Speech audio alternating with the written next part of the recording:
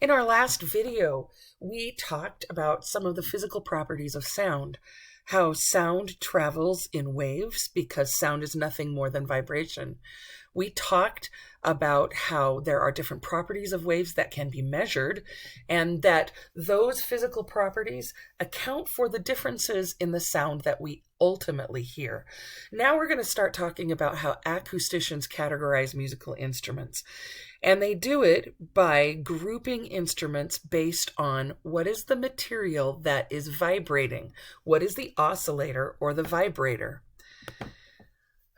They divide these groups, and the first one we're going to talk about are chordophones. Those are instruments that have vibrating strings. Some of those are like guitars, ukuleles, violins, pianos, harps. This is a hammered dulcimer, the banjo. This is a lute. There are so many. Those have vibrating strings. Aerophones are a different category. These are instruments that have vibrating columns of air. We have three types of them, and some of them you may be familiar with are things like brass instruments that are aerophones, like the tuba or the trumpet or the French horn or the trombone. Then we have aerophones that activate using a vibrating reed that's in part of the air. And that would be things like this clarinet or an oboe, a bassoon, a flute. These are called the woodwinds in our instruments families. And then, of course, the saxophone. Then we have crazy things like the recorder, and even pipe organs are aerophones, as is the harmonica. Membranophones are the next category of instruments. These are instruments that have vibrating membranes or skins. These are some of the oldest instruments we have, like drums.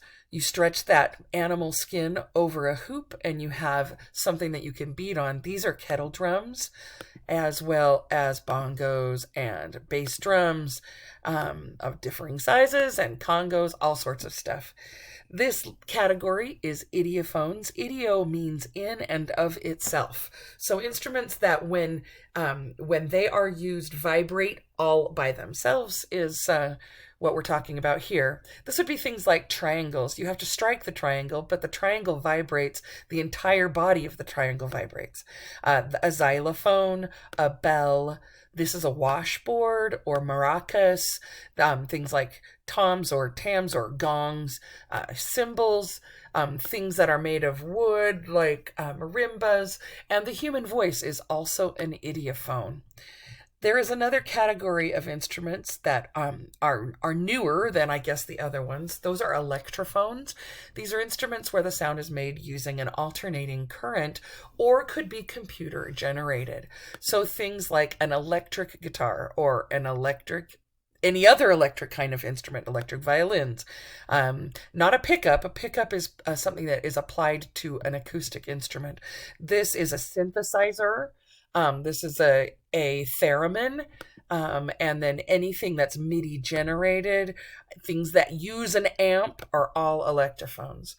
It's really important when you have an instrument that you're learning to play that you can answer these questions.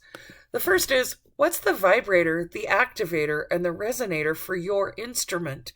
If you don't know, you should kind of figure that out. Also, how many different ways can you change pitch on your instrument? Where do you make high pitches? How do you make low pitches? How do you tune the instrument so that it can remain equivalent to what we would consider to be an acceptable tune range for the instrument you're playing? Also, how do you make louder and softer sounds on your instrument? We often talk about instruments having a specific tone, the best sound quality for the instrument in question.